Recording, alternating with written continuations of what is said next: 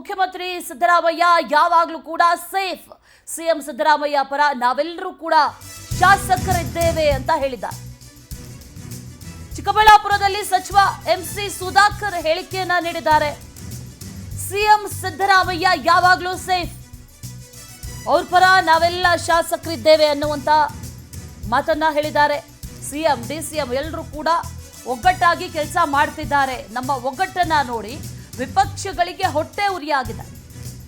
BJP ಆಂತರಿಕ ಕಲಹದಿಂದ ನಮ್ಮ ಮೇಲೆ ಕೆಸರೆರಚೋದಕ್ಕೆ ಯತ್ನಗಳು ನಡೀತಾ ಇದೆ.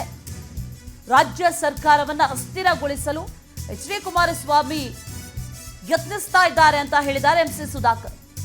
ಚಿಕ್ಕಬಳ್ಳಾಪುರದಲ್ಲಿ ಉನ್ನತ ಶಿಕ್ಷಣ ಸಚಿವರಾದಂಥ ಎಂಸಿ ಸುಧಾಕರ್ ಮಾತಾಡಿದ್ದಾರೆ. ಸಿಎಂ ಜೊತೆ ನಾವೆಲ್ಲ ಶಾಸಕರಿದ್ದೇವೆ, ಹಾಗಾಗಿ ಸಿಎಂ ಸೇಫ್ ಅಂದಿದ್ದಾರೆ. ಶಾಸಕರು ನೋಡಿ, ದಿಲ್ಲಿ ಎಲೆಕ್ಷನ್ಗೂ ಕರ್ನಾಟಕ ಎಲೆಕ್ಷನ್ಗೂ ಯಾವುದೇ ರೀತಿ ಸಂಬಂಧ ಇಲ್ಲ. ಸಿದ್ದರಾಮಯ್ಯ ಸಾಹೇಬರು ಯಾವತ್ತಿಗೂ ಸೇಫ್. ಏನು ಸೇಫ್ ನಾನು ಅನ್ಸೇಫ್ ಅನ್ನೋದಕ್ಕೆ ಏನಿದೆ? ಸಿದ್ದರಾಮಯ್ಯ ಸಾಹೇಬರ ಹಿಂದೆ ನಾವೆಲ್ಲರೂ ಇದ್ದೀವಿ ಶಾಸಕರು. ನಮ್ಮ ಸಿದ್ದರಾಮಯ್ಯ ಸಾಹೇಬರು deputy C M D K. Shivakumar ಅವರು ಭಾಳ ಅನ್ಯೋನ್ಯವಾಗಿ ಅವರು ಕೆಲಸವನ್ನು ಮಾಡ್ತಾ ಇದ್ದಾರೆ. ನಮ್ಮ ಮಂತ್ರಿಮಂಡಲ ಪೂರ್ತಿ ಜೊತೆಗೆ ಶಾಸಕರು ಕೂಡ ಇವತ್ತು ನಾವೆಲ್ಲರೂ ಒಟ್ಟಾಗಿ 140 ಜನ ಆಗ್ತೀವಿ. ನಾವೆಲ್ಲರೂ ಒಟ್ಟಾಗಿದ್ದೀವಿ. ಕೇವಲ ವಿರೋಧ ಪಕ್ಷದವರಿಗೆ ಅವರು ನಮ್ಮ ಸರ್ಕಾರ ಅಸ್ತಿತ್ವಕ್ಕೆ ಬಂದಾಗಿನಿಂದ ಏನಾದರೂ ಒಂದು ರೀತಿಯಲ್ಲಿ ಈ ಸರ್ಕಾರವನ್ನು ಅಸ್ಥಿರ ಮಾಡಬೇಕು ಅಂತ ಹೇಳಿ ಪ್ರಯತ್ನ ಮಾಡ್ತಾ ಇದ್ದಾರೆ.